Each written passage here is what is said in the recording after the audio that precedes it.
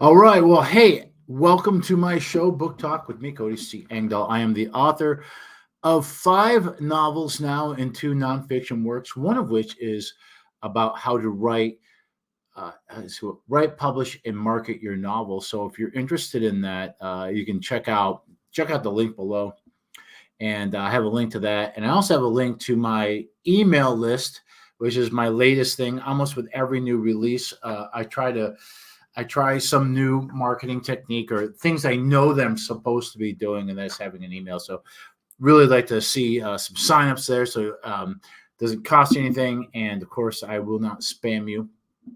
And I'm going to explain some of that as we go through this.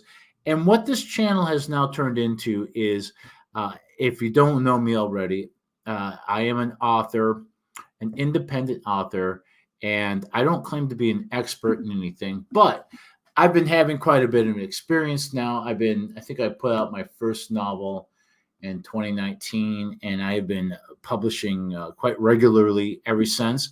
And I have noticed that as I put out more novels, my readership builds, my royalties build, and so it's a exponential growth. So like you're not going to write for most people.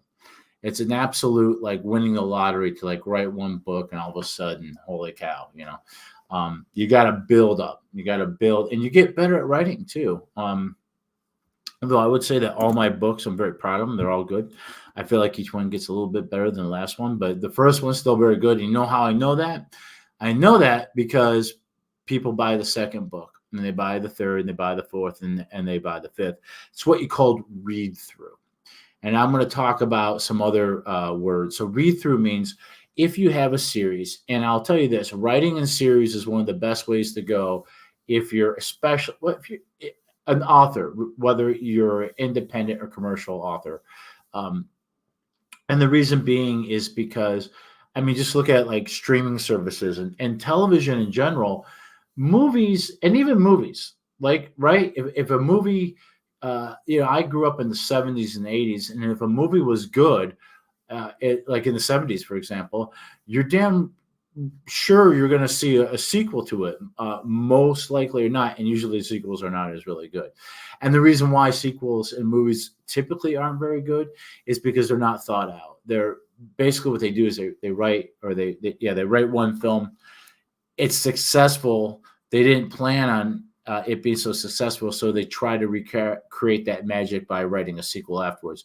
If you're thinking about a series, so that when you're writing first book one, you already have in your head that what's going to come after it, I think it's a lot more satisfying to your reader, because I will tell you personally, as I write through my series, I am constantly developing the books that are coming later. And my series, which I'm writing book 6 right now, as of right now, I have the series is going to be 11 books long, and my main character is eventually going to find his end. Um, some people just keep finding ways to keep writing and writing, writing within a series, but I think it burns out after a while. But I think the 11 books I have planned are perfect.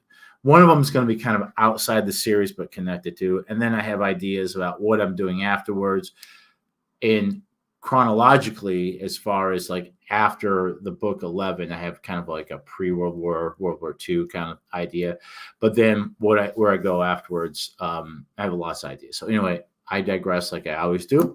I try to stay focused here. So I'm talking about read through, right? So read through means that if you have a series, are people willing to read the whole series? And a lot of readers, very voracious readers, they're not looking for novels to read. They're looking for series to read, and they're looking, especially in my genre. And I know it can be different from genre to genre, but in historical fiction, and I would say more precisely, I'm more like historical military fiction or historical action adventure. That's kind of where I am, or I like to call them swashbucklers. Um, People like to read a series, and so you want, of course, the rule of capitalism is supply and demand. So what's the demand? Find out what the demand is and supply it. Now, I'm not as crass as that. I am writing things that I absolutely love and want to write. That's absolutely true.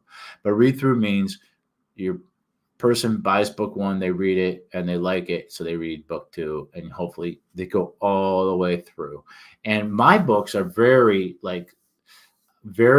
much dependent on that, because a lot of people like Colonel, he should be a Colonel, Bernard Cornwell. His series are, each of the books stands alone, so they're connected. It's the same character, but they're not chronologically connected in that the end of one Richard Sharpe book sets up the next one. It's like each book is an episode, but it's completely separate, so that you can come into the series anywhere you want and start reading, and you don't have to read all the books in sequence, although sometimes there are slight references to things that happened in previous books. My books are a little bit more serialized in that they now I write each one with the idea that you didn't read the ones before, but so I write enough information so that you can read them out of order, but it's probably always better to read them in order. So, all right, so I spent way too much time explaining read through. The other marketing terms that we're going to talk about today are, I think, two of the most important ones, and I learned these way back in the 90s when I was working in advertising and producing commercials. And those are social proof and proof of performance. And social proof is quite easily or simply described as when you see other people buying a product and enjoying it, it's like proof to you that that this is a good thing. And like, hey, look at that person bought that product, they like it, maybe, and that person looks like me or seems like me, maybe I can buy it too, and maybe I will like it as well. The best form of that are testimonials.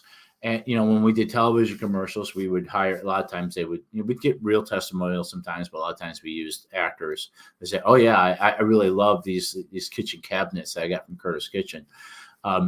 Or yes, George Maddox Chevrolet was a great place for me to buy my car. I was really happy with the service there.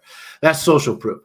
In the writing world, a lot of that comes in with reviews. That's why you're going to see writers always begging people reviews. And by the way, while I'm here, make sure if you have a favorite author that you really like, make sure you give that author 5 stars in a review.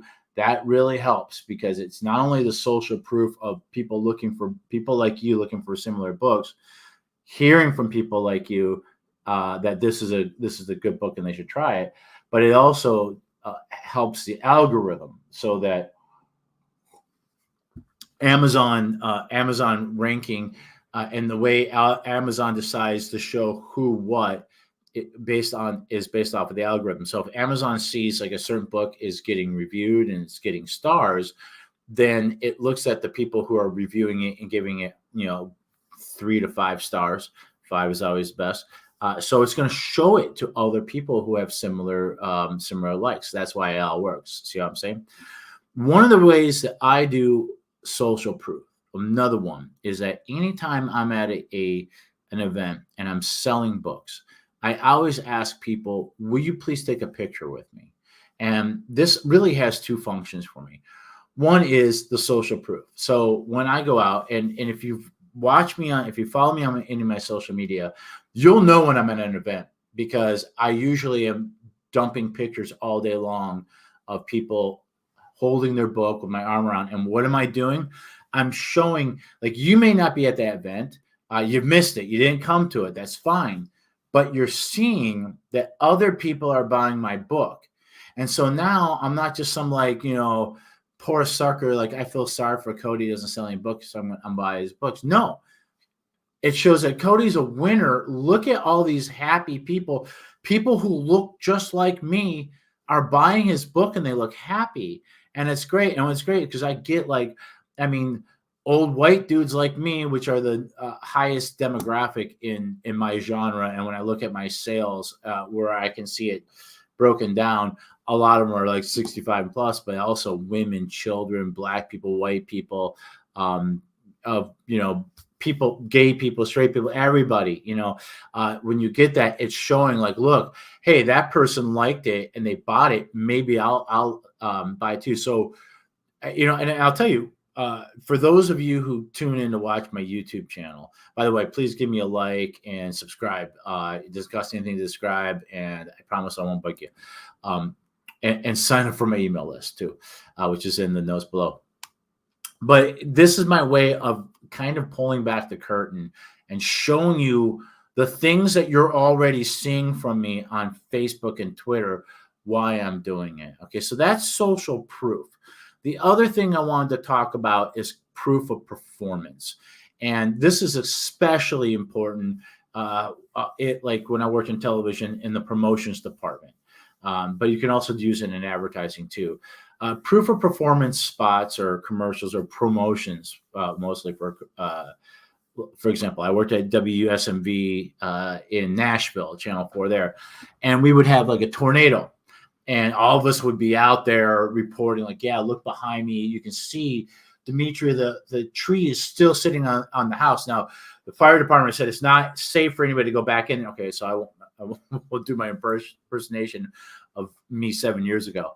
But then what happens is the promo department looks at all that footage, finds all that proof, all that us on the scene, and puts together a promotion of showing like, this is why you need to watch us. Look how well we do. Proof of performance can work well. Also with, I'll bring it right back to what I'm doing. So I use proof of performance in that a lot of times I'll have an event and I will promote that event. And I'm going to tell you a little secret. I'm going to tell you a little secret right now. I always want people to come. I always do.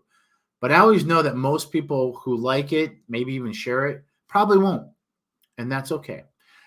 Because the fact that I'm having the event, the fact that I'm having an event and I'm creating a billboard for it is social proof. It means it's showing my followers that, hey, look, other people think that this has enough value that they're inviting him to speak to their group or to have a table at their event. That's social proof, right? And that, once again, it's building clout. It's building credibility with my followers of, hey, I'm not just some poor schlep who's like begging you to buy my books on social media. Other people believe in me and want me to be part of their events. And so that's one of the reasons why I do it. Now, the other part of it is I would like people to come to my events, because if I start bringing an audience everywhere I go, I'm going to get invited to more places. So that's another part of that. But most of what I'm doing before the event is doing social proof. After the event and during the event, I have been leading up to it. I've been putting out social media posts about, hey, I'm going to be doing this thing. Come out and see me. Well, then while I'm doing the thing and then after the thing, I'm now showing you pictures. And that's the social proof.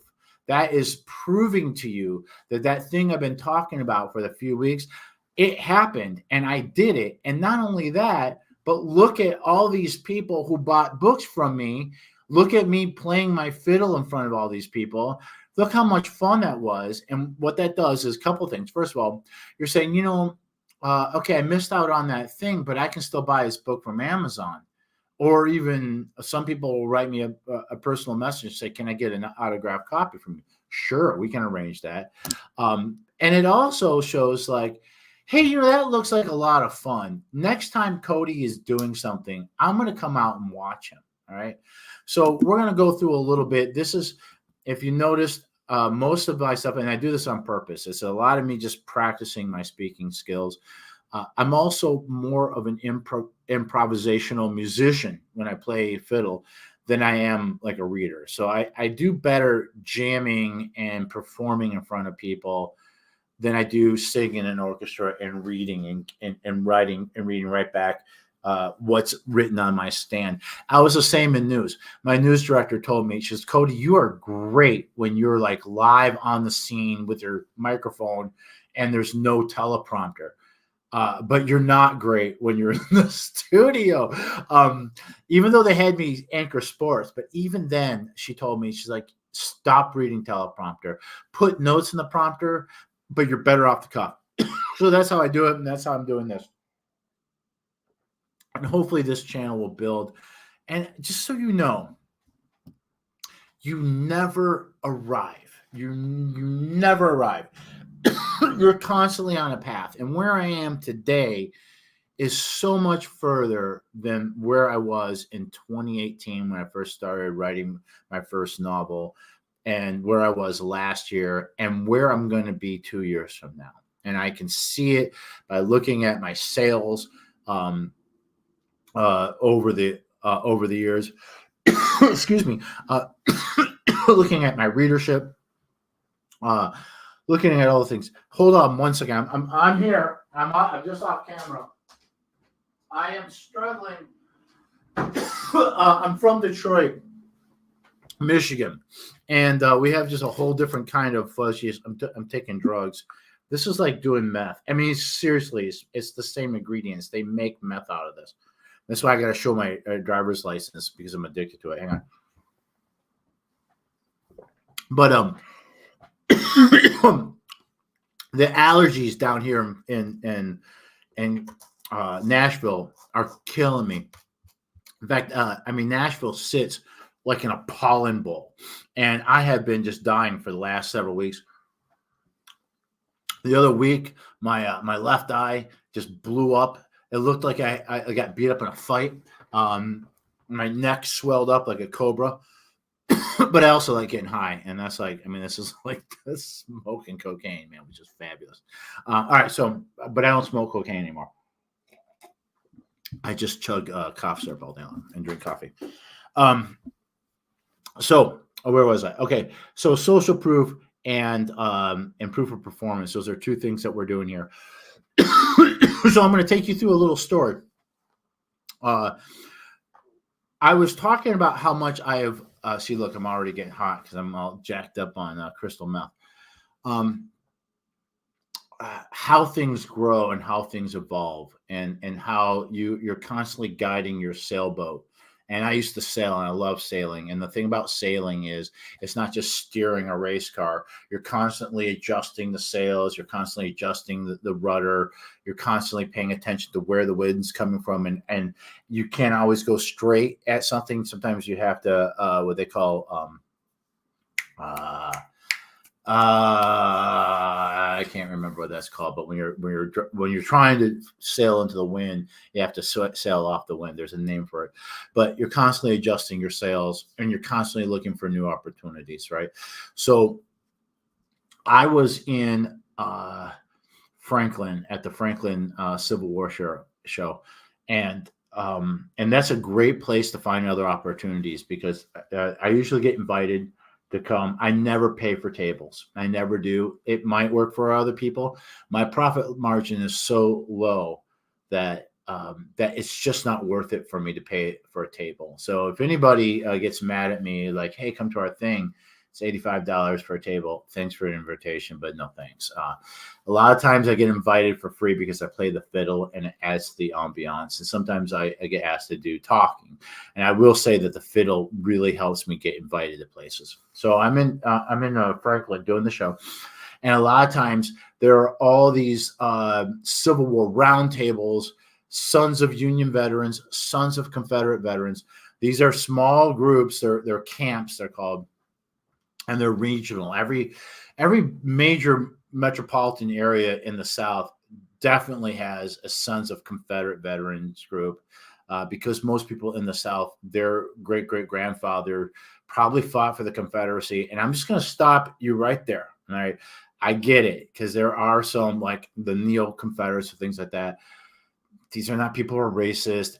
Not even their ancestors were necessarily. So what a lot of people don't know is during the American Civil War, the Confederacy was the first of any Americans to have a draft. They had a very strict conscription law that every man, by the end of the war, every man between 18 and I think 60 was compelled to fight. And they used to have slave catchers during slavery. They had gangs that were chasing after men that were not showing up for duty. So almost every man in the South was forced to fight for the Confederacy.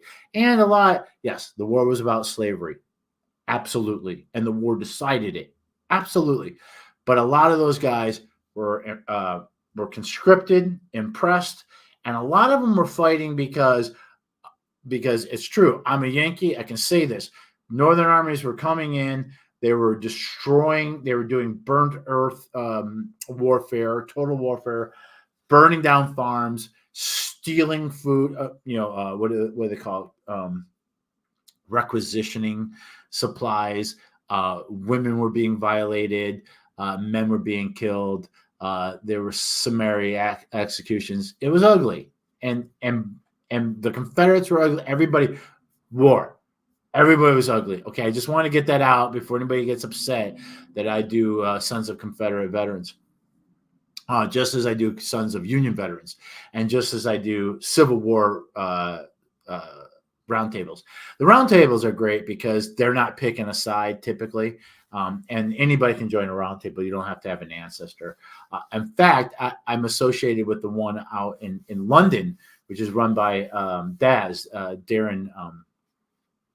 I'm on the fly. I can't think of Rollins. He's a great guy. I've done podcasts with him. And hopefully one day I have a standing invitation to present to that roundtable in London. I hope I get the chance to do it. So it's always, as long as I don't have to pay for a table, that's my rule. I do not pay to play. I don't pay to play as a musician or as an author. So sometimes they'll have these things where like authors, they'll have like an author's world where people can pay for a table. I'm not interested. If you want to give one to me, I'm interested. And let me tell you, even if you give it to me, a lot of times it's at a loss. And this is a good example. So I was at Franklin, and I got every time I do Franklin, I get several people come up to me and say, "Will you come talk to my group?" Absolutely, I'd love to. This guy, Tim Coopet, came up to me and he's like, "I have a group, but it's in the middle of Mississippi. Will you come talk?" I said, "Yes." And my rule is, this was probably about my limit. If I can drive to it in a day, okay. If it's a long trip, sometimes there's money involved. Like I spoke up in Quincy, Illinois. They paid me $500, and they put me up into a nice hotel, and they took me out to dinner. That was and they let me sell my books. But I said yes. It's a 6-hour drive out there from where I live in Nashville. And I'll tell you, I've been to like, for example, there's one I do in Germantown, which is a suburb of Memphis. It's a very small Sons of Confederate group. It's so small that they meet in a conference room at a law office, and it's a very small. I'm lucky if I get 5 or 6 people in there. And but I always say yes. It's a 3.5-hour drive, and each time I sell just enough books to maybe cover my gas, maybe. But I'm selling books to people who hopefully are going to keep buying books. And one of the things I started doing is I started my email list. And this is one of those things that from the very beginning, people are saying, and I'm beginning to understand this now more clearly. As an author, whether you're independent or commercial, you want to have an email list because you don't own anything else. You don't own your Facebook account. You're one bad post from being kicked off of Facebook or Twitter. And writing novels takes time, and there's time in between novels. And in between that time, people could forget about you, right? But if you get people to sign up for your email list and you don't abuse them, then then you can remind them when you have a new book that comes out. There are people that I absolutely adore that I want to know when a new book comes out because I want to read it because I'm a big fan, right? And I hope that there are people like that with me. And so I finally got my email list. And when I went to Memphis, that was one of the things I did is I brought my list and I said, hey, please sign up for my list. And I got some signups for that. And I think I did it when I went to South Haven too for the Civil War show there. So anyway, I said yes because I figured, okay, well, hopefully I'll get some signups. Hopefully I'll sell some books. And to me, I always say if I sell at least one book, it's worth it. I also had to book a hotel room, which is a cost to me, which that in itself would probably make any kind of trip like that at a loss. Fortunately for me, it wasn't. But I decided, okay, this is far, but it's still within kind of my rules for myself of what I want to do. So let's make the most. Hey, look at that. We're 25 minutes in and finally getting to the title, the most of an event, right? So the first thing I'm going to do is I'm going to advertise the event. I find out from them, is this something that is something that is open to the public and it's free? Yes, it is. So the first thing I do is I start advertising it, and I make a billboard like this. I do this through Canva, and I start sharing it everywhere. I share it on all my social media, so you can see. Here's the name of the group is the Rankin Rough and Ready SCV Camp 265 presents, and then the name of my thing: A Brief History of the American Civil War through Fiddle Tunes, with author Cody C. Engdahl. And you got time, place, and then free and open to the public. Signed copies of his books available. So I put that on Facebook, on Twitter, Instagram. And also now that I finally have an email list, I send it to my email list. And I'll tell you right now, my email list, there's only 3 things that I'm allowing myself to do: to promote appearances, to promote promotions, like when I have a 99-cent, one of my Kindle books is 99 cents, and to let people know about new releases. And I also found one other one, and I'll let you know about that in a minute. So I put this out everywhere. So the 2 things I'm doing is, one is the very surface level thing, which is I'm telling people, I'm inviting people to come to this event that I'm going to do in Brandon, Mississippi, which is right outside of Jackson. It's in the middle of the state. But the other thing is social proof. I'm letting people know that I am being invited to these events to do my talk. I'm just going to microwave my coffee. Don't go anywhere. I'm right here. I'm just around the corner. On the other side of the camera of this wall is my kitchen. That's the social proof. But it's also advertising, because I also legitimately want people to come see me. I also send a copy of that to whoever is my coordinator. In this instance, it was Tim Kupit. And actually, I sent him my first version, and he's like, could you, it's actually at 7, not 6, and could you add blah, blah, blah. He made some corrections, and I'm glad he did. He made it better, so I fixed it.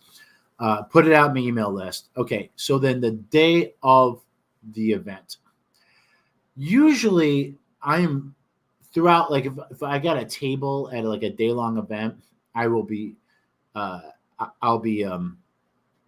posting pictures through the whole thing. But this is where I'm doing a talk, and this is where this talk is I have a collection of tunes that are either from the Civil War or are about the Civil War or were played during the Civil War, and I tell a little story about it, and then I play the tune, and people really like it. And one of the things I think when it comes to historical fiction is uh, is authenticity. Authenticity sells. And so, you can hear recordings anywhere, but to have a guy sit there in front of you and play a real violin with no amplification, no effects, nothing, and just play what it would sound like sitting at a campfire during the Civil War, that just brings people there. That's why I get invited to so many things. I'm very lucky that these two passions of mine have always been into music, and I've always been into string instruments, even though I didn't get to start playing the fiddle until I was 40.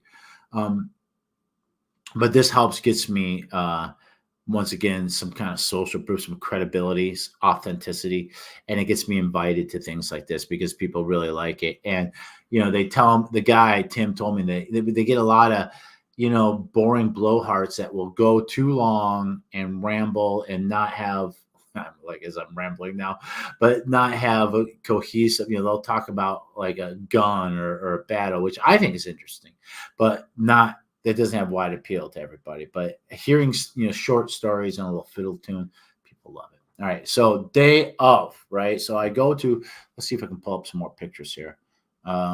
Day of, this is my my Facebook page.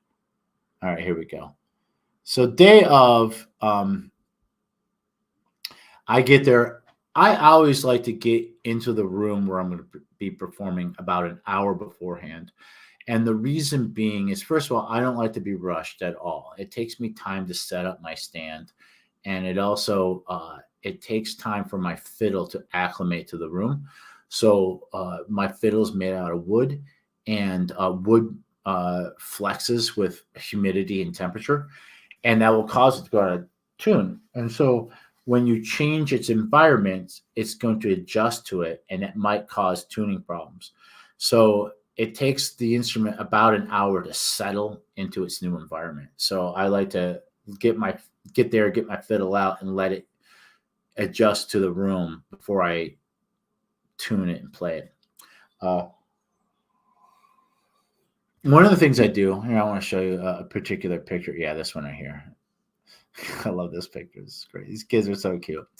One of the things I like to do is I have these toy soldiers, and the reason why I bring the toy soldiers is because I write my books for adults, and I've had every kind of adult, every kind of person like it. I've had surprisingly a lot of women like my writing. I've had women, I've had men, I've had white, black, Latinos, I've had gay, straight, I've had children. Well, I would say you have to be a mature child. Like, I think if you're, well, we'll get to that in a minute. But and but I think that the mistake that a lot of people make, especially big corporate entertainment, and I understand why they make it, they have to have the widest amount of appeal because they spend hundreds of millions of dollars into making a film, for example. So they need the widest appeal. But the problem is when you write for a wide appeal, you kind of miss everybody. By trying to please everybody, you please nobody. So I focus on 12-year-old me. Me between like 12 and 16. I mean, really like me at 12. The books are adult, but I was reading adult books when I was 12, and I loved action adventure. I loved romantic swashbucklers, and I loved history. So I write books that I would have loved when I was 12 years old. And the result of that is that a wide range of people like it, because almost in everybody there's a 12-year-old boy. Even in women there's a 12-year-old boy. Just ask Laura. Laura comes up with even dirtier sexual innuendos than I was even thinking. And she's like, yo, you've ruined me. When she'll make a joke and we'll laugh, she's like, you ruined me. I like, no, honey, all I did was wake up that naughty little boy inside you. So anyway, one of the little techniques I love to do is I love to enlist the kids, right? So the kids are there. It's really cute. They get to dress up like rebels. And, they're mostly bored, and kids are like dogs. They want something to do. They want to have a purpose. So I have all these little toy soldiers because, like I said, my books are written to excite the little boy inside the adults looking at it. And I feel like the Toy Soldiers helps kind of spark that. But it's tedious because there's like 40 of them. And so I gathered up the boys. There were 3 of them there. And I said, hey, you guys, I got a job for you.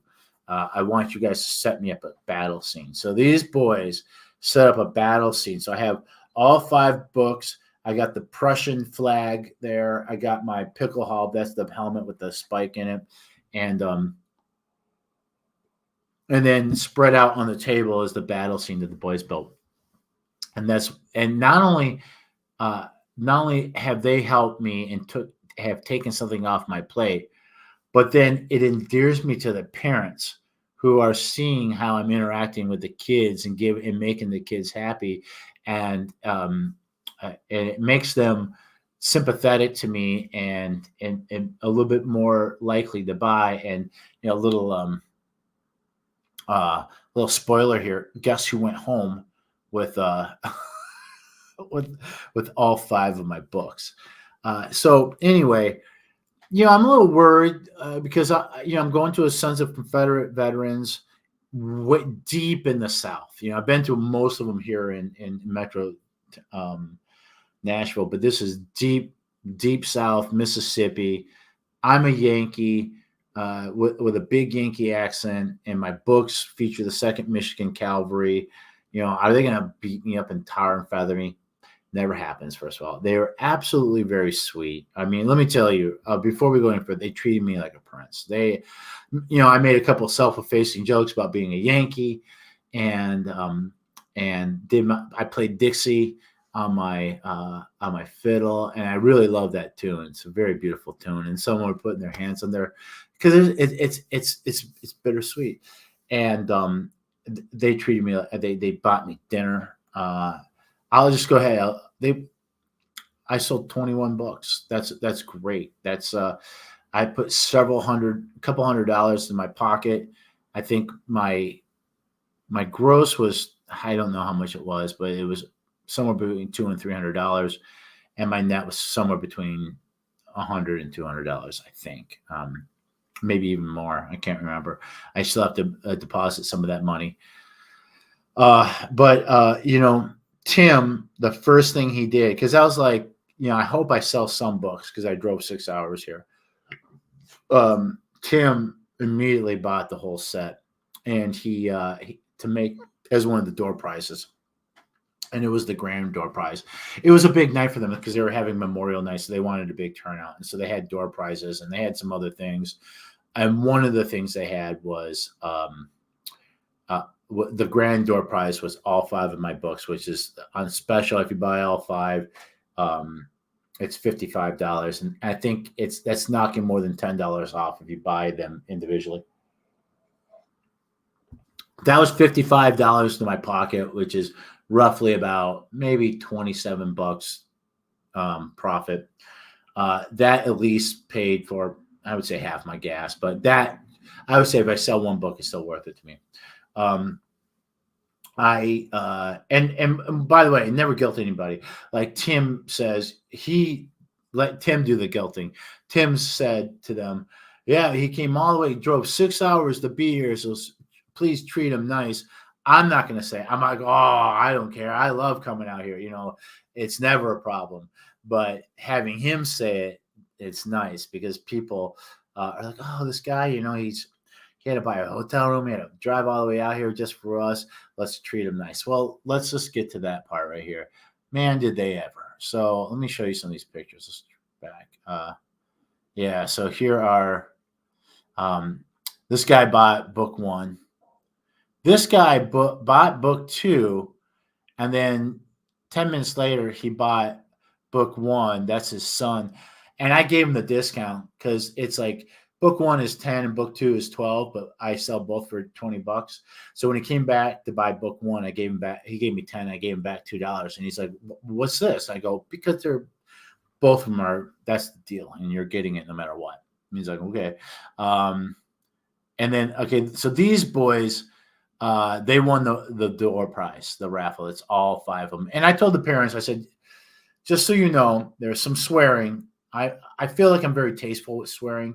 Like, there's only swearing when like the bullets are flying and when it's natural, but I'm not gratuitous with the swearing. I'm the same way with violence. I'm not afraid to show violence and have violence, but I feel like I'm tasteful, and I feel like there's so much more that's left unsaid. You don't have to describe everything, but if you hint at it, I think it's even more powerful. Um, but there's also some sexual scenes in my books. Once again, never anything gratuitous, but it's definitely there. But my feeling is where that lies in the book. If your child has read that far and understand, then uh, they're not going to have any problems with this, and it's no worse than what they're seeing in movies. That's kind of my take on this. My latest book, uh, the French Fiasco. We have quite a big sex scene chapter 2, so heads up.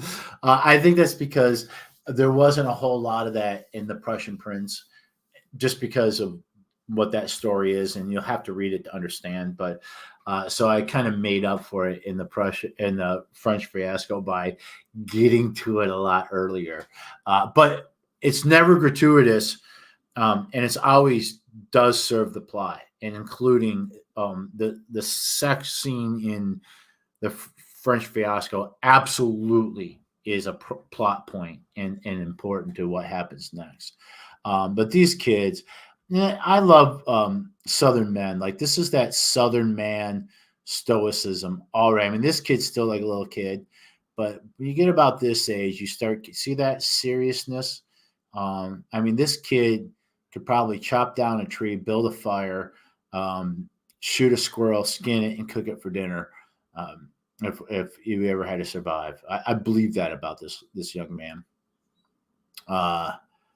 Here's another guy. He bought the trilogy. So that once again, the trilogy, it's like 10, 12, and 17, but you can have all three for 35. I sold several of the trilogies, and I understand it because I'm at a Civil War event, and one book is about the Mexican War, and one book is about the Austro-Prussian War. So some people just want the trilogy. Now I'm hoping that they read the trilogy and they get so much into the story that they want to buy the prequel and the sequel. This old guy right here, he just got this book, Blood for Blood at Nashville, which once again, I feel like the first two books kind of create a full circle. And so when I wrote the third book, it's like a new start.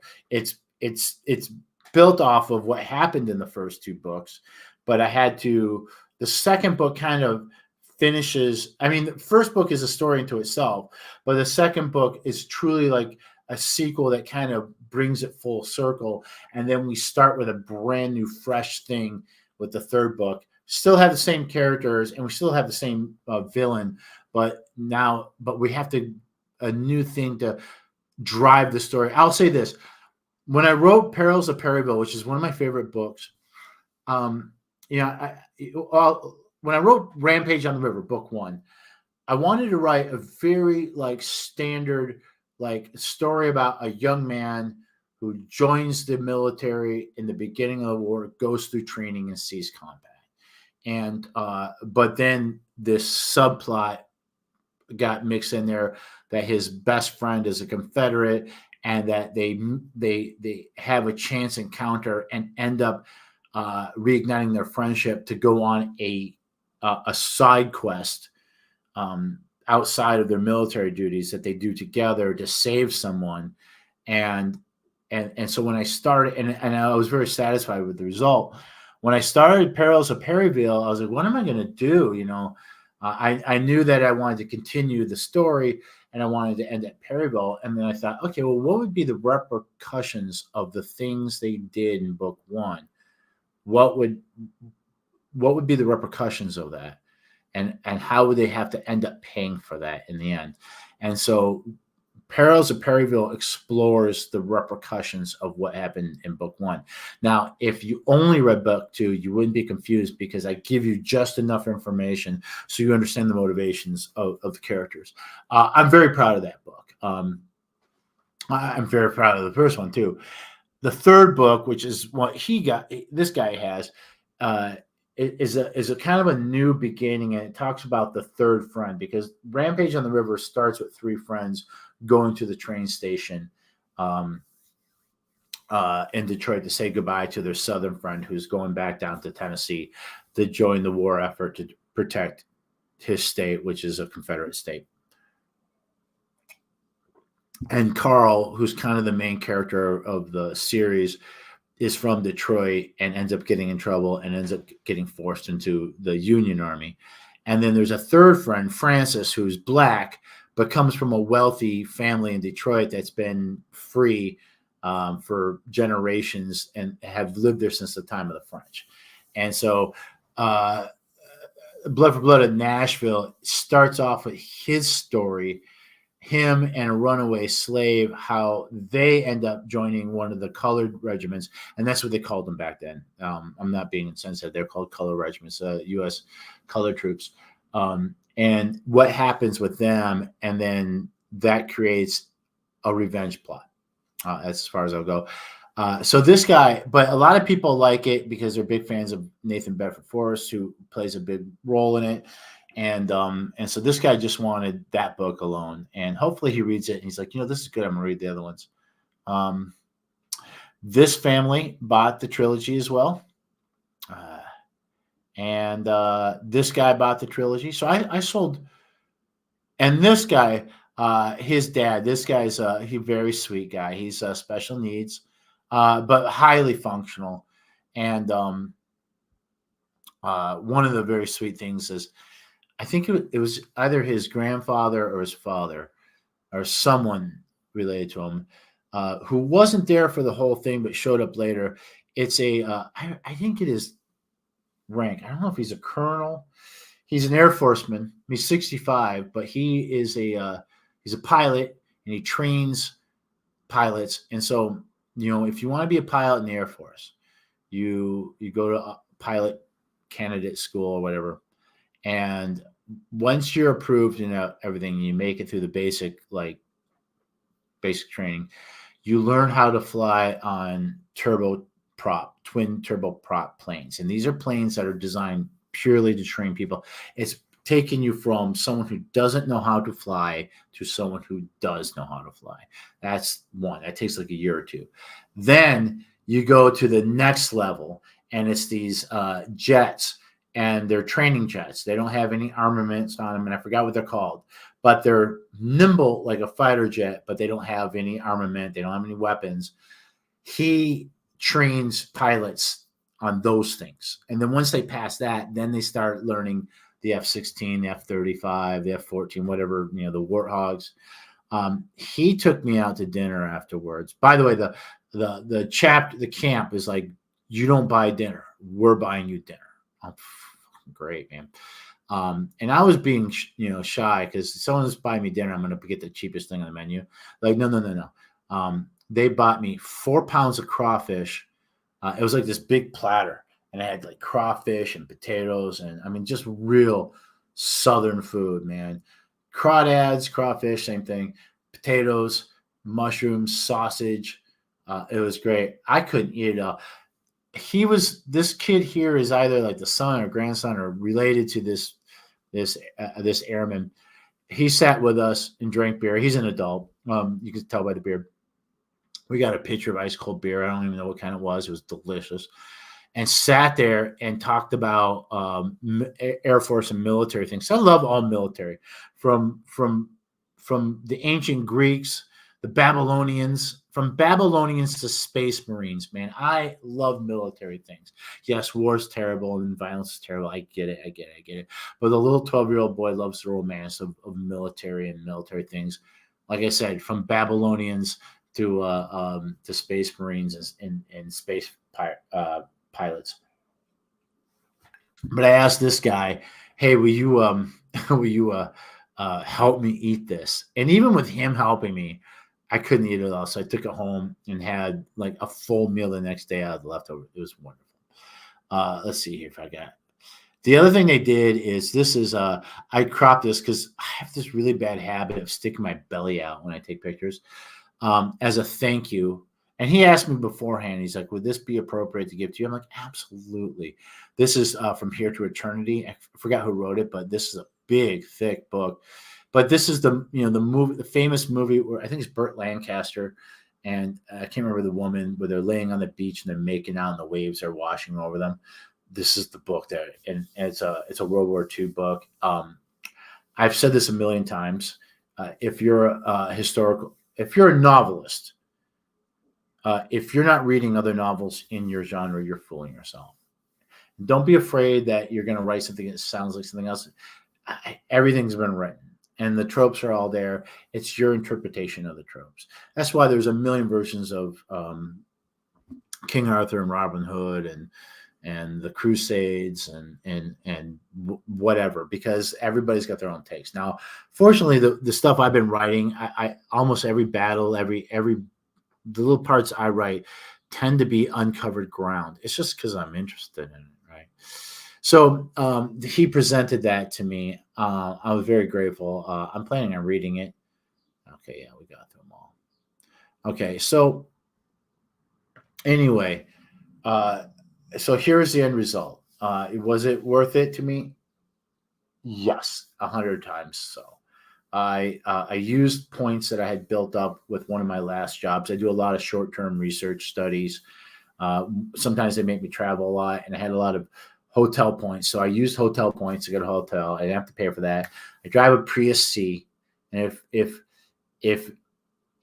you're too much of a pussy to even drive a regular Prius, we have a Prius C, which is even smaller and more fuel efficient. And that's what I drive. It gets like 50 miles to the gallon. I filled up going there and going back. So it took me 2 tanks. So it's probably about $60 in gas altogether. I think I paid for 1 meal for myself. So $5 for that, because I got stuff off the cheap menu. So I probably spent $65. I took in, I don't know how much, but I think I took in probably about $250 to $300. Probably about half of that's in profit.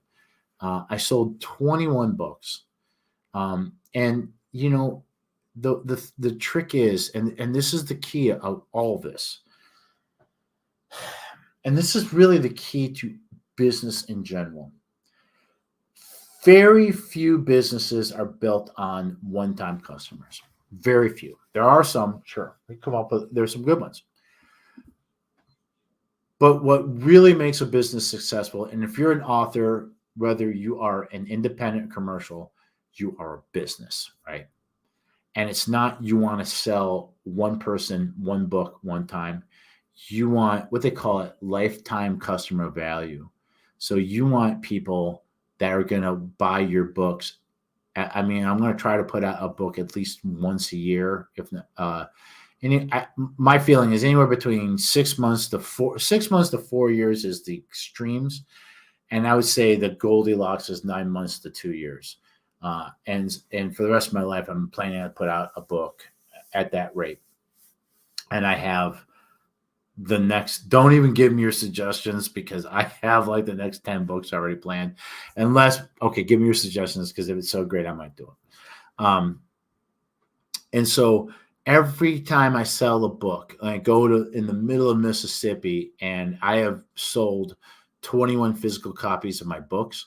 Well, the people who bought them might end up buying more books along, especially the guys who didn't, only one person got the whole series. So all the other ones, they might read the trilogy and say, you know what, I want to read that prequel, or I want to read, the Prussian Prince.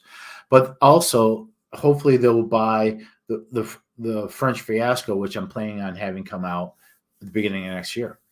And the book after that, which is, I'm planning it being Black James. And the book after that, The Empire of Cotton. And the book after that, an unnamed Western. The book after that, an unnamed book that takes place in Japan. The book after that, a book about the onset of World War I.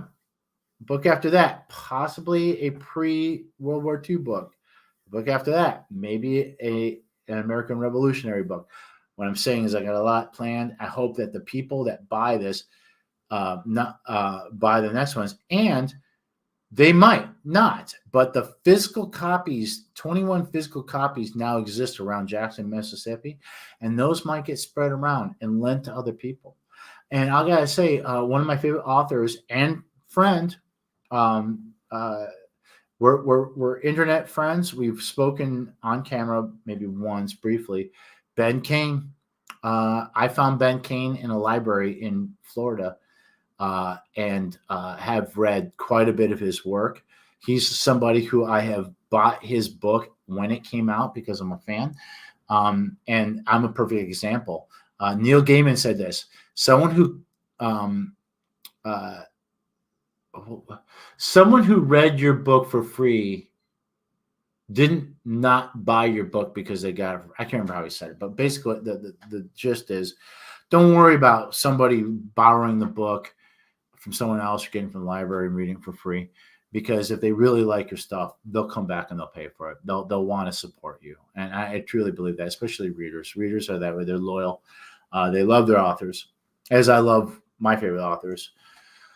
So I left my mark, my calling card. You know, some people say your best marketing tool are the books themselves. I also brought my list, and I got 7 people to sign up. 2 of the addresses are unfortunately illegible, and so they bounced back. But then, so I did this. I promoted the event, and that got me some social proof, and yeah, that gave me some social proof. So even people who didn't go or had no intention of going, they're seeing that I'm doing things, and it keeps their interest in me. Then I did it, and I sold 21 books. I got 7 new signups for my email list. Then comes what happens afterwards. So, and I got a ton to do with what happens afterwards. So the first thing I do, I got back, I shared all the pictures, and I shared them on all my social media, on Instagram, Facebook, on Twitter, on LinkedIn. I even made like a carousel with music on TikTok. So that was that was proof of performance, because I had been advertising that I was going to do the thing, and now I'm showing my followers that I did. And maybe some people who saw that I had advertised it and now seeing that I did it and it was a success might say, you know, I might go to the next one. Or they might say, you know, I don't know if I can make it out to one of his events, but, you know, I think I'm going to try one of his books.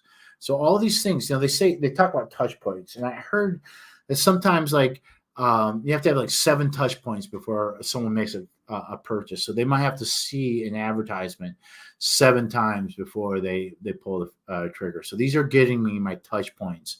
The next thing I did was I took all the new addresses, and I went to MailerLite, which is where that it's handling my mailer list, and I entered those in, and then I created a new email that said had a great time with the SCV 265. Here's some pictures. And what it did was, the new people who signed up for my list are now seeing me thank them. And they're seeing the pictures, and they're seeing me being very the amount of gratitude I have for how well I was treated and how happy I was. And they can feel some pride for that, because that was their group, and their group was really kind to me. And here I am, a stranger, saying, hey, I was treated well by you people. Thank you so much. The people who are already on my list, who got the email before about, hey, I'm going to do this thing, are now seeing the social proof or the proof of performance that I did it, and saying, and I sold 21 books, and I got all these signups. And I also sent a copy of that to Tim Coopit, because I wanted to thank him personally for inviting me there. So then I posted everything on my social media. I created an email to go out to my list so that the new members and the old members see it. Then I took that same email and turned it into a blog post for my WordPress account, and put that out there. I'm already getting likes on that. So I'm doing proof of performance there as well. And then this is the last bit of it. Now I'm doing a YouTube live talking about it. And originally, last night I created a thumbnail for this, and originally I was just going to talk about the experience. And I said, well, does anybody care? And I said, no, okay. The focus of this channel, which is every social media channel has a slightly different focus. This one is more about me talking about the strategy and the marketing, about the writing and the marketing and the kind of behind the scenes. So I said, I think it might be more interesting because I think most of the people who watch this are either authors or people aspiring to be authors. And I hope so. And I hope that me sharing my journey is helping you get yours. So this is me getting the most. And there's probably more I can get from this. But taking a simple event, I'm invited to go speak to a group in Mississippi that's 6 hours away. So I get benefit from social proof and advertising it on all my social media that, hey, I'm a big enough deal that people are inviting me to speak to their groups. The number one. Two, I go and I am able to win over new readers and new people on my email list. Three, I'm able to do social proof by showing the whatever pictures or videos or whatever I have from that event that I can share with people to show them I did it, and show social proof and proof of performance, and also that people bought my books. And hey, look at these nice boys. Maybe you should buy these books for your boys or for your girls or for yourself. And then 4, I'm able to say thank you to the people who signed up for my list because I want to nurture that readership. And I'll tell you right now, my open rate, the early ones I did before the event, I was getting, not only had 7 people on my list, but I had 100% open rate. So far, I'm over 50% open rate for my thank you one. We'll see what we get with this. This will probably be it now. I'll stop after this live. I'll probably stop talking about the event and move on to the next thing. But anyway, I wanted to share that with you because that's kind of what's going on in the when you look at the things that I'm doing on Facebook, which is where I have my largest audience. I think just under 3,000 friends, but over 3,000 followers. And that's because some people just want to follow. They don't want to friend me, and that's fine. I have almost 1,000 followers on Twitter, not a lot. I have about, I think, 471 followers on YouTube. So please give me a follow and give me a like on this. Leave a comment. And I don't know what my numbers are on other things. They're all growing, but Facebook is big. It's because the readers tend to be, especially in historical fiction, tend to be a little older. Facebook tends to be a little older crowd. It's not what all the kids love, but it's still very strong, especially when you talk about my demographic. And obviously, you want the widest demographic possible. And I do have, there are people from all categories, but there also is kind of like what the largest group is, and they're mostly on Facebook. But that's why I'm on Instagram, and I'm on TikTok, and I'm on Twitter, and I'm on YouTube. I really want to build my YouTube up. And I'm on WordPress and LinkedIn, and I've even sold books on LinkedIn. I've done advertisements on it, not paid advertisement. I've done organic on LinkedIn, and I had a guy, didn't know him. He's a banker in Alabama, and he wrote in the comments, he's like, "Hey, I just saw this. I just bought your book. Can't wait to read it. Love it. I love it." And in the end, I mean, that's what really makes me feel good, because yes, I'm like everybody else. I need affirmation. I want to feel good about myself. And the way to feel good about myself is to make other people like me. And what I want to do is write great books that people really enjoy and identify, who want to read more. So anyway, that's it. What do I have coming up? I know that we're going to do, let's see, we can turn off live stream. we're gonna do. That's not what I look at. Look at my gigs. If you're in low if you're near Middle Tennessee and you like my fiddle playing, I am going to be at Master Station the 23rd through the 25th. So it's Tuesday, Wednesday, and Thursday from 9 a.m. to noon. I'll be in period costume. This is not 19th century, it's 18th century. So it always fools me and a lot of people. That's why I always say 1700s, because you say 18th century and people think that's 1800s, and it's a common mistake people make, myself included.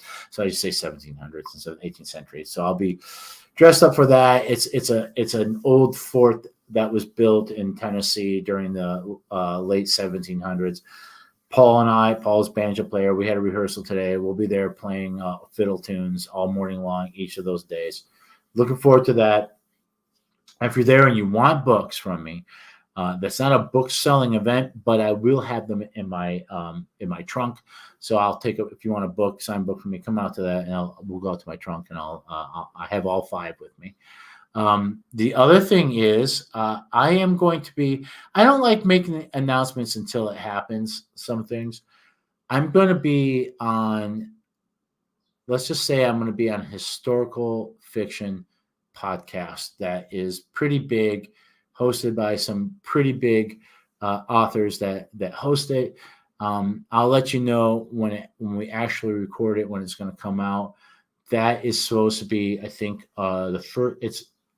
We're going to record it on May 9th. When they release it, I'm not sure, but I'm very excited about that. And those guys have a big audience and a big British audience. And my books do actually pretty well in the UK. Some months I do better in the UK than I do in the US when it comes to royalties. And sometimes I can see, because you can see like people who bought this book. And so these 2 authors, we do share some readers in common, and I would like to invite their readers. I would like to invite my readers to read their stuff, and I'm hoping that I gain some of their readers in return. So that I'm very excited about, because I will tell you, when they first started the podcast, I was like, God, I would love to be on this show, because I really like them as people and feel like we are friends on Facebook. One of them is actually both of them have been really kind to me in giving me some great advice. One of them did a video chat with me where he helped me out with something. And so yeah. Anyway, we'll see about that when that's done and when it's coming out. I'll let you know. Other than that, I don't have anything in the books right now. Laura might be going out of town in August, and I might try to I want to go up to Michigan and do some Civil War stuff up there, because my books feature the Second Michigan, and I know that there is love for Civil War stuff up there. So maybe I might pull that off. It depends on it's hard for me to plan, because my side hustle is unpredictable. So I don't know how busy or unbusy I'm going to be. Perils of Perryville, the ebook is going to be 99 cents coming soon. Let me look at my let's see, writing KDP. Okay. So all right, the slavery book. There's a nonfiction book about the cause of the war and slavery. That book and my book on how to write, they're both just like pamphlets, and I give those away for free every 90 days, and I'm allowed to give them away for free worldwide for 5 days every 90 days.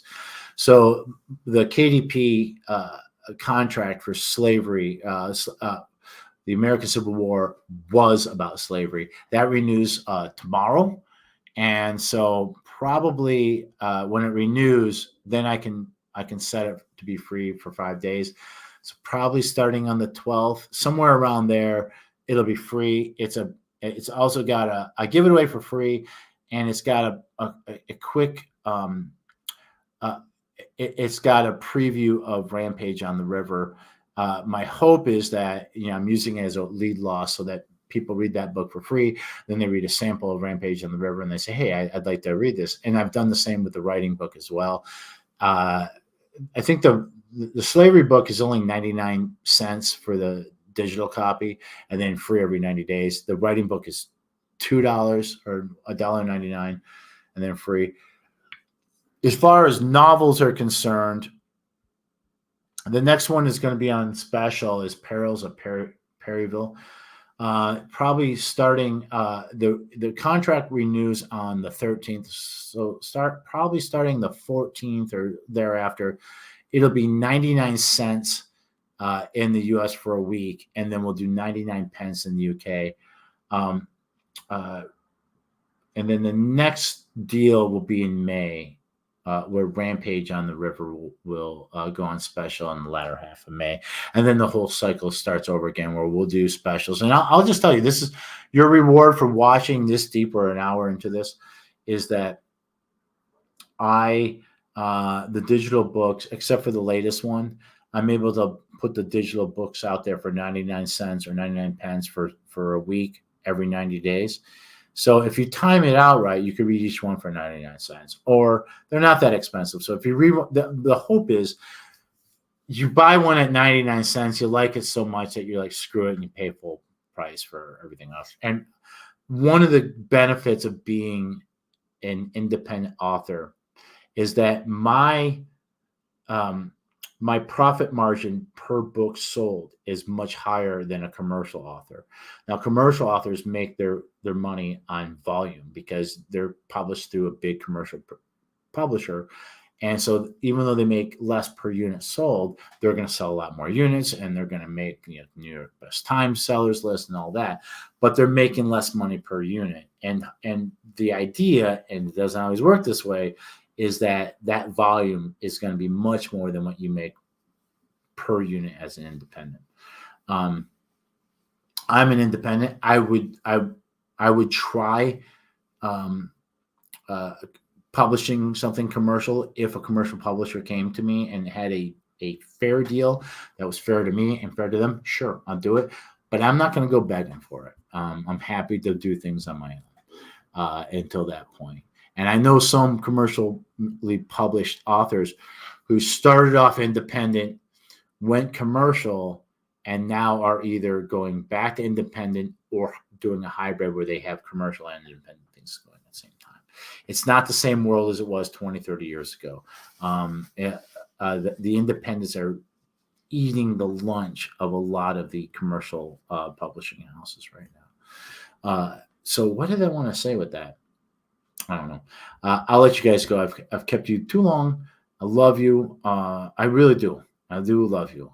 And I mean that with all my heart. I care about people. I mean, people. That's why I'm actually, even though I seem very extroverted, I'm very introverted because I don't like knowing people too closely, because then I start caring about them too much, and then I start feeling all their pain. And it's hard for me for that. But I do love you, and I do care about you. I hope you like my books. I hope you buy them if you're an author. I wish you the best of luck. Please, if you have authors out there, whether it's me or someone else, we live and die by our stars and our reviews. So if you can give me or anybody else out there that you like as an author 5 stars, but even a 4 or 3 will do. Do it. And if you can go one step further, write a review. Also, sign up for my email list. I would love that, especially if you're like, hey, I want to only pay 99 cents for your books. Fine. I'll let you know when each one is 99 cents or 99 pence. Sign up for my email list. And I'll let you know when I'm going to be appearing somewhere. And the only thing I teased this early on. The only thing outside of those 3 things, like appearances, discount promotions, and new releases, is I might show you a proof of performance where, like, hey, I went and did this thing, and here's some pictures from that. That's all I'm going to do. I'm not going to say, hey, it's springtime, what's your favorite? I'm not going to give you a bunch of garbage, because I I started unfollowing or unsubscribing to people who did that, and then I started resubscribing because I want to see how other people are running their email list. But anyway, love you. I'm going to my girlfriend's house tonight for dinner. I'm going down to Florida. My father is in the twilight, and he is probably not going to be long for here on Earth, and he's fine with that. He lost the love of his life in a tragic accident, and he's also struggling with health that takes him to the hospital quite a bit. He doesn't want to fight it much any longer. I told him I respect that, but I said, Dad, you still need help. If you fall or just being comfortable. And so I'm going down to spend some time with my father, hold his hand a little bit, have a few whiskeys, to apologize for what a piece of shit I was as a teenager, although he is a long time ago. Forgive me. The great thing about fathers, especially good ones, like I had and like Laura had, is they never stop raising you. My father, if I'm any bit of a good man, it's because I had a good father and a good mother too. And that doesn't mean you have to have those things to be a good man, but it sure helps when you have a good example of what a man should be like and what a woman should be, what a lady should be like, how a man treats a woman, all those things. I'm fortunate in family, I would say. I'm fortunate in friends too. Anyway, before I start making myself cry, I'll let you go. Love you guys. I'll try to be back. I'm trying to do this once a week. I was a little late on this one. We'll see. I might be broadcasting from Florida on Sunday. We'll see. All right. Bye-bye.